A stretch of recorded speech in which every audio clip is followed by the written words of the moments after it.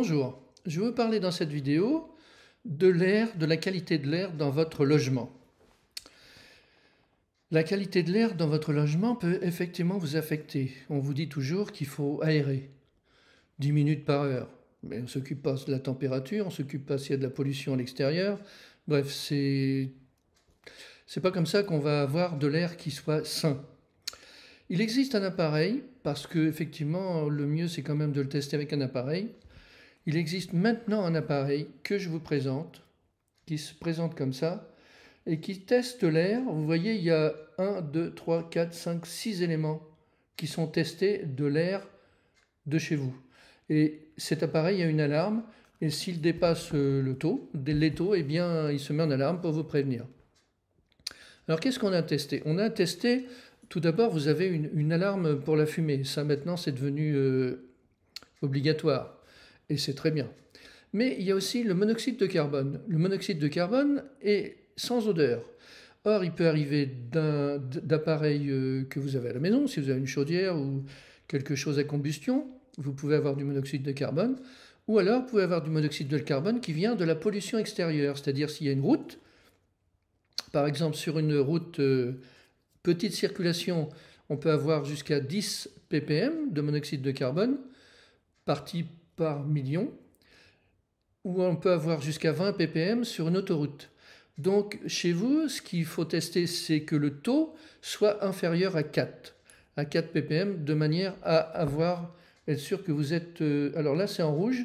Regardez, c'est la deuxième indication, à partir du bas. Donc voilà, donc en l'occurrence, là, dans l'habitat, il a 2 ppm, donc c'est bon. Ça, c'est le monoxyde de carbone. Ensuite, on a le dioxyde de carbone. Le dioxyde de carbone, c'est le gaz carbonique. C'est ce que vous expirez quand vous soufflez, vous absorbez de l'oxygène et vous expirez du gaz carbonique. Le gaz carbonique vient aussi de la pollution, vient aussi des voitures, etc. Et là aussi, c'est là qu'il faut, quand il y en a trop, qu'il faut oxygéner, qu'il faut aérer. Mais avant, c'est pas la peine, puisque vous avez suffisamment d'oxygène. Et quant aux bactéries, aux virus qui sont dans l'air, ça c'est une fantaisie scientifique. C'est pas par rapport à ça que vous allez être malade ou pas. Mais par rapport au taux de dioxyde de carbone, c'est-à-dire de gaz carbonique, effectivement. Et donc là, le maximum, c'est 650 ppm. Donc là, on voit qu'il y est à 400 à peu près ppm sur le 403 exactement. Donc ça va très bien. Jusqu'à 650, pas de problème. Au-delà, ben, il faut penser à aérer.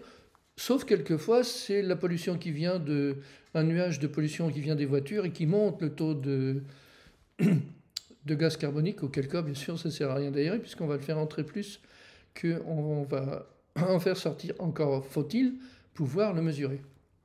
Ensuite, sur cet indicateur, on a ce qui est indiqué PM2,5 et PM10. Il s'agit des poussières qui sont dans l'air. Donc le PM10, c'est les poussières inférieures à 10 microns et PM2,5 inférieures à 2,5 microns. Donc bien sûr, ces poussières, c'est des poussières de tout ce qui peut s'appeler poussière, de la route, mais aussi des polluants de la maison, des trucs d'usure, etc. Donc là aussi, le taux de poussière dans l'air peut être un facteur d'asthme, de difficultés respiratoires, enfin bref, tout ce qui est en rapport avec l'air. Et puis en troisième lieu, il y a deux indications qui sont TCHO et TVOC. Ce sont deux indications par rapport au polluement de l'air, mais aux polluants chimiques qui sont occasionnés par des produits, ça peut être des produits du garage, des produits, des lessives, des peintures, des solvants, etc. Des produits chimiques donc qui se baladent dans l'air. Et là encore, bien sûr, il est intéressant d'avoir une alarme si c'était le cas. Ce qui arrive souvent, c'est que par exemple, on a un garage qui rentre directement dans la cuisine et que le garage est isolé. Et là, toute la pollution du garage, enfin des produits qui sont dans le garage, rentre dans la cuisine à chaque fois que vous ouvrez la porte.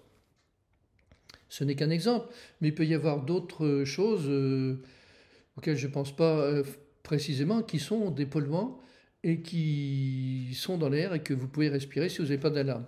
Donc cette petite alarme-là, qui est bien faite, mais qui est très récente, ça n'existait pas avant, hein, il n'y a que quelques mois que ça existe, eh bien ça coûte entre 20 et 30 euros sur Internet. Et donc c'est fortement conseillé maintenant de s'en munir. Ça fonctionne sur le courant avec une prise ou sur l'ordinateur avec une prise USB. Enfin, c'est faible tension, faible consommation et une bonne protection au niveau de l'air que vous respirez de manière à ne pas être affecté inutilement pour votre santé. Merci.